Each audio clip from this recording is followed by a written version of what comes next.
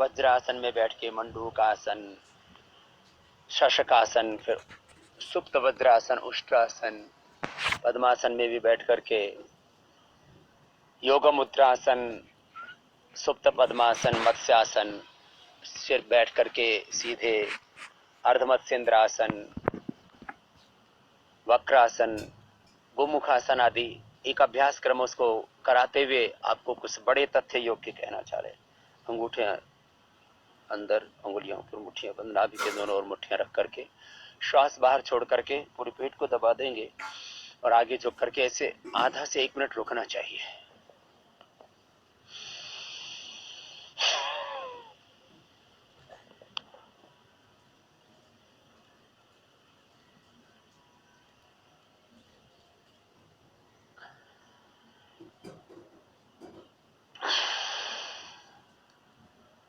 मैं कह रहा था योग से सब रोग मिटते हैं और हमने रोगों को मिटाया है, उसके पूरे प्रूफ हमारे पास में है। लाखों लोगों के एविडेंस, साइंटिफिक डॉक्यूमेंट्स कि पहले डायबिटीज थी और पहले ही दिन से उन्होंने कपालभाति, अनुलोम विलोम किया आधा घंटा। डायबिटीज के लिए 10 अभ्यास बताते हैं, इसमें से जो 5 भी कर लेते हैं, मंडूकासन, शशकासन, वक्रासन,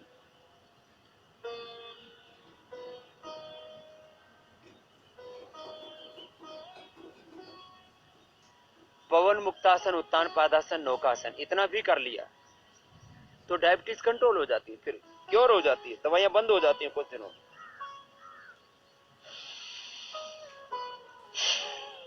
एक एक अभ्यास को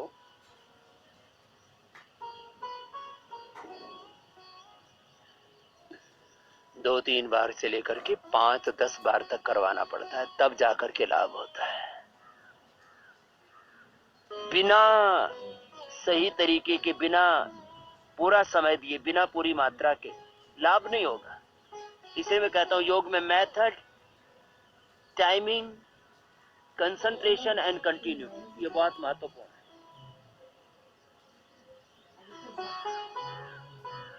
विधि पूर्वक, राइट मेथड, राइट प्रोसीजर, सही तरीका, विधि पूर्वक जितना समय जिस अभ्यास को करना है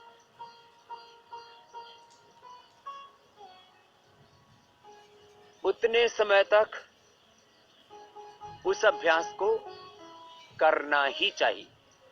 मुट्ठियां बंद करके ऐसे हुआ, फिर हथेलियों के ऊपर हथेली ऐसे रख करके, मैं हाथ हथेली नाभि के ऊपर, दायां उसके ऊपर, इस तरह से, फिर हथेलियों के ऊपर हथेली ऐसे रख करके, मैं हाथ हथेली नाभि के ऊपर, दायां उसके ऊपर, इस तरह से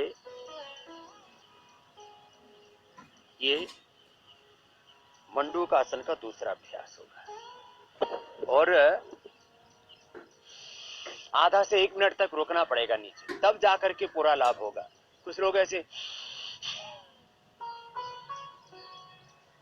किया, ऐसे आ गए। बच्चे ऐसे करें तो ठीक है, जिनको कोई रोग विशेष नहीं है, उन्होंने 5-5 सेकंड भी कोई आसन कर लिए तो बॉडी की फ्लेक्सिबिलिटी रहेगी, एनर्जी का, ब्लड का सर्कुलेशन अच्छा रहेगा, उनकी बॉडी की शेप अच्छी रहेगी, वो सब ठीक है बच्चों के लिए। आसन कर लिए तो बॉडी की फ्लेक्सिबिलिटी रहेगी, एनर्जी का, ब्लड का सर्कुलेशन अच्छा रहेगा, उनकी बॉडी की शेप अच्छी रहेगी, वो सब ठीक है बच्चों के लिए। जवानों के लिए 5-5, 10-10 सेकंड करें। जिनको रोग हैं वे आधा से 1 मिनट एक बार में एक आसन करें और कुल 5 मिनट तक एक आसन करें। और जिनको मोटापा आदि है या कई बार स्ट्रक्चरल इम्बैलेंस हो जाता है तो भुजंगासन उनको 25-50 बार, 100 बार तक करना है, तो 2 दिन के अंदर ही जो टेढ़ी मेढ़ी कमर है वो ठीक हो जाती है। ये अनुभव है मेरे।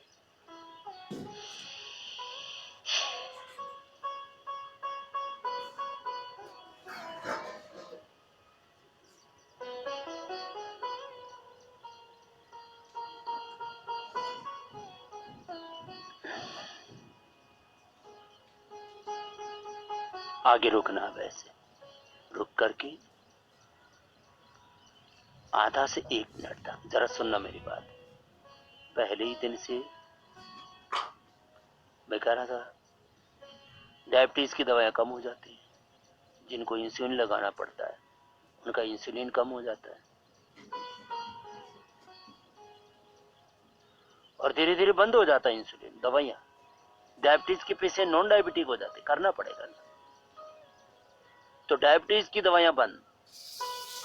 बस प्रारंभ में योगाभ्यास के साथ केरा, करेला, टमाटर का जूस या मधुनाशिनी गिलोय घनवटी खिला दी। दूध में थोड़ा शिलाजीत ले लिया, अश्वगंधा ले लिया, दुर्बलताएं भी दूर होगी। डिजीज और डिजीज के कॉम्प्लिकेशंस, डायबिटीज की कॉम्प्लिकेशन, ब्लड प्रेशर की कॉम्प्लिकेशंस,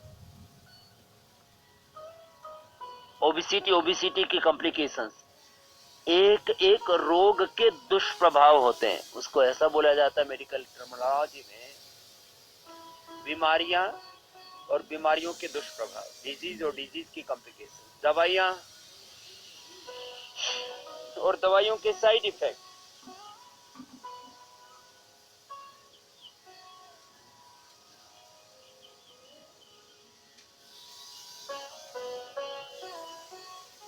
एक अभ्यास को ऐसे 1 से 5 मिनट तक किया जाता है।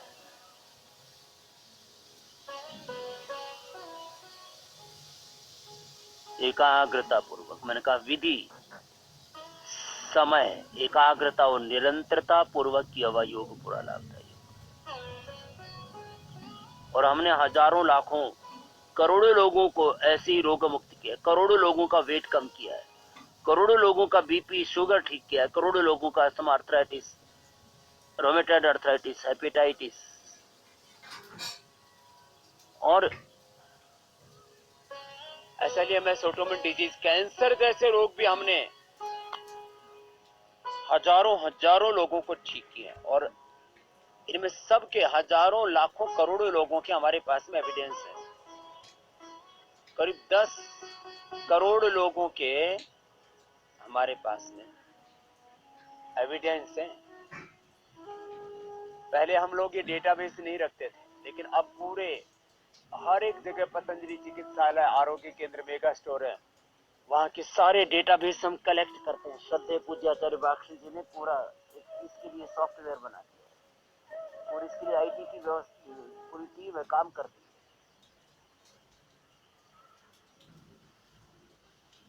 जो भी हमारे पास रोगी आरोग्य के लिए आते हैं, उनका पूरा डेटा मेंटेन करते हैं।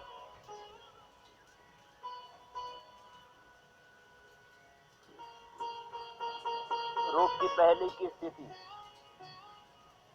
और उसकी बाद की स्थिति का पूरा हम मूल्यांकन करते हैं। एक एक अभ्यास को कम से कम 2, 3, 5 बार तक करना। आगे झुके तो मंडूकासन और शशकासन हो गया, पीछे झुकेंगे तो ये सुप्त वज्रासन हो गया।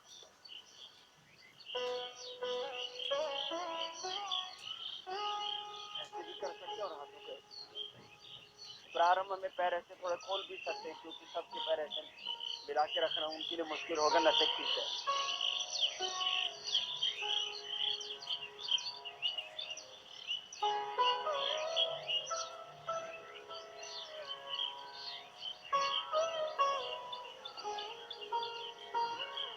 फॉरवर्ड बेंडिंग, बैकवर्ड बेंडिंग, दोनों तरह से बिल्कुल इजी तरीका है। ऐसे ही वज्रासन से उठे, एड़िया ऊपर उठ गई, एड़िया खड़ी हुई, पंजे खड़े हुए ऐसे, और श्वास अंदर भर के धीरे धीरे उठा लेना है, बहुत सहज तरीका। फिर जो प्रोफेशनल तरीका है इसका, वो ऐसा है कि हाथ ऐसे लेकर के आए, इधर से दूसरी ओर से,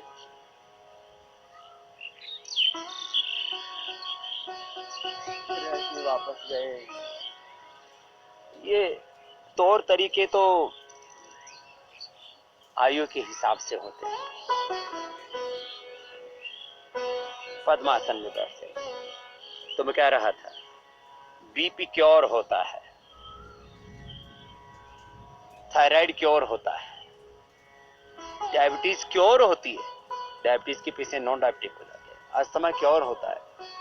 ऐसे लीवर किडनी की प्रॉब्लम्स, इनफर्टिलिटी की प्रॉब्लम्स, पाइल्स फिशर फिस्टुला की प्रॉब्लम, माताओं बहनों में संतान न होने की प्रॉब्लम, यूट्रस के फाइब्रस ओवरी की सिस्ट, पॉलीसिस्टिक ओवरीज, पुरुषों में भी स्पर्म काउंट का कम होना, उसका कम एक्टिव होना, सेक्सुअल डिसऑर्डर, सेक्सुअल डिजायर्स, दोनों से मुक्ति।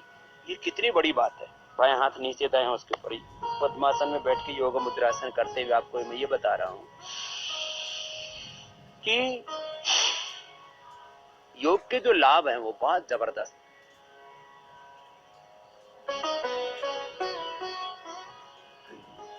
जितना अधिकतम हो सके आगे झुक जाना और प्रयत्न हो कि ठोड़ी या माथा जमीन पर टिक जाए। जो ऐसे माथा टिका सके ऐसे माथा टिका ले, और जो ऐसे ठोड़ी टिका सके तो ठोड़ी टिका।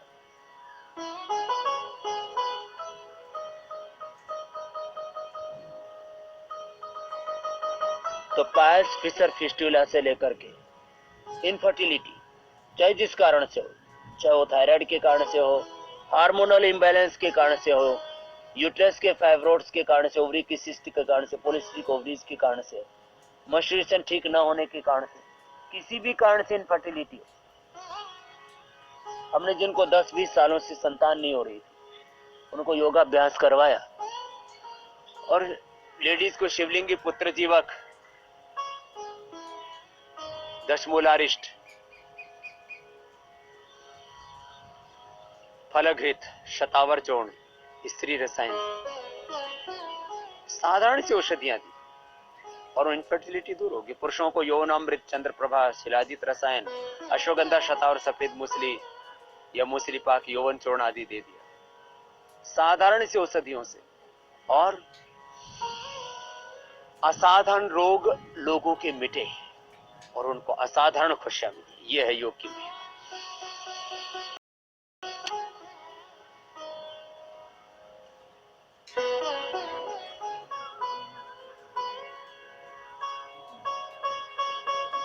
ऐसे आगे झुक करके रुका जाता है, जिससे जितना बन पाए उतना कर ले।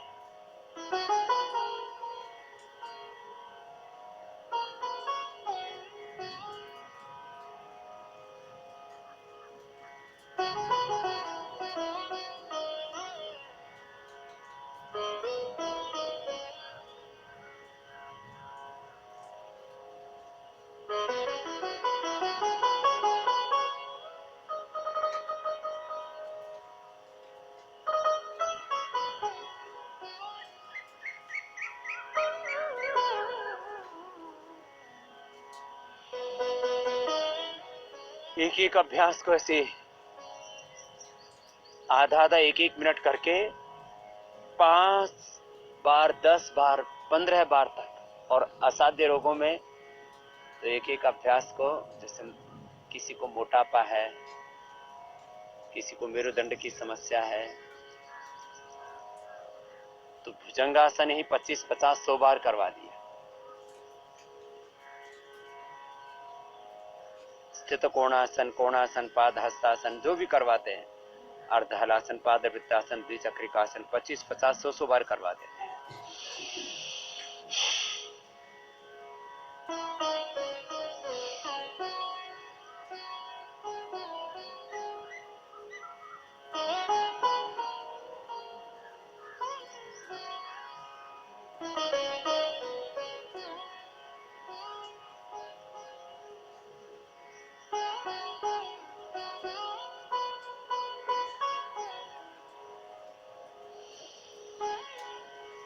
ऐसे जिससे जितना बन पाए। योग मुद्रासन 2 तरह से। अब जिनका शरीर हल्का होता है वो तो तीसरे तरीके से भी कर लेते हैं। पीछे से ऐसे पैरों को पकड़ लिया,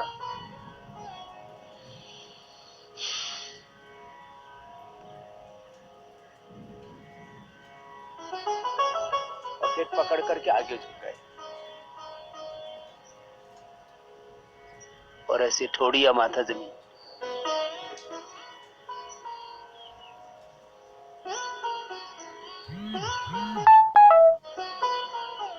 पद्मासन में पीछे झुक गए तो सुप्त पद्मासन हो गया।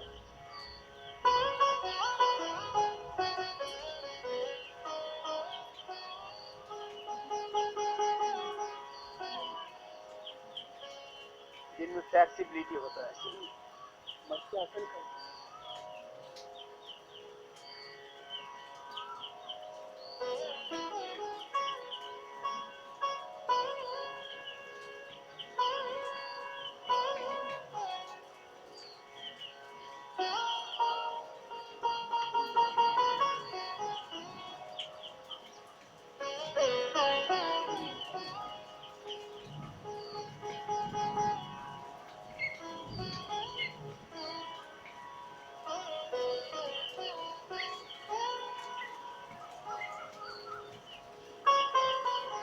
ये स्ट्रक्चरल बैलेंस के लिए भी बहुत अच्छा अभ्यास है। तो पैर सीधे करके, एक तो अर्ध मत्स्येंद्रासन होता है, एक पैर को ऐसे मोड़ा, दूसरे पैर को घुटने के बाहर ऐसे रख दिया, बाएं हाथ से दाएं पैर को ऐसे क्रॉस करते हुए पंजे को ऐसे पकड़ लिया और ऐसे घूम गए, अर्ध मत्स्येंद्रासन।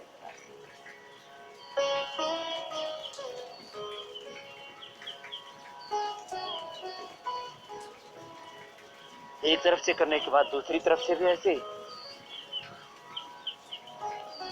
कुछ से इतना ही हो पाएगा, कुछ से ऐसे हो पाएगा, इतना जिससे जितना हो पाएगा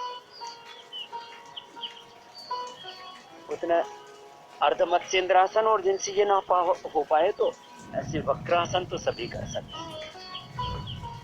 तो मैं कह रहा था, असाध्य रोग योग से मिटते हैं और उनको मिटाया।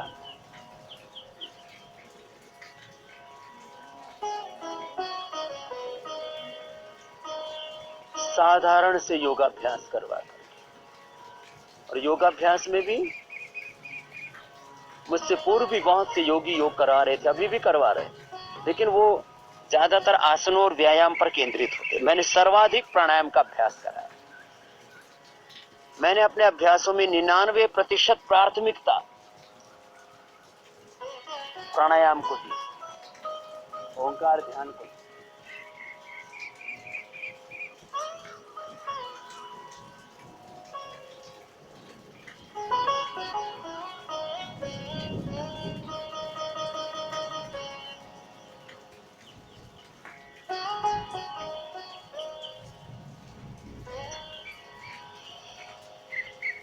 वक्रासन, गोमुखासन, बाएं पैर से नीचे दाएं ऊपर।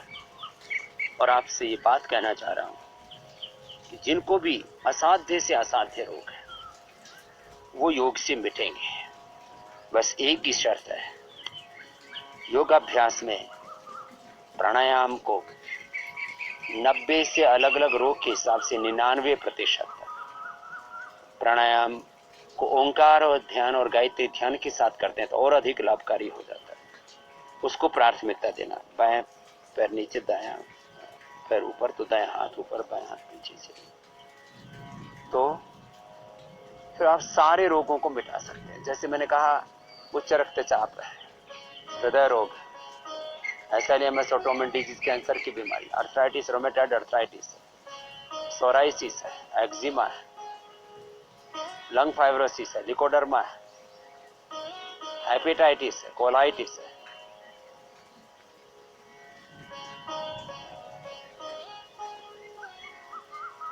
कोरोना है, स्नोरिंग, स्लीप एपनिया, थायराइड की प्रॉब्लम। तो 100% प्राणायाम से ही लाभ होगा। आसन लाभ नहीं करेंगे, इन चीजों लाभ करेंगे भी तो बहुत थोड़ा सा, इसलिए नगण्य सा है। इसलिए मैंने कहा 90 से 99% प्राणायाम लाभ होगा। ये तो 100% लाभ वाले मैंने क्षेत्र है, बाकी भी शेष दूसरे क्षेत्रों में भी प्राणायाम से अधिक लाभ होगा। इसलिए मैं प्राणायाम को अधिक प्राथमिकता देता हूं, लेकिन आसन भी कराता हूं।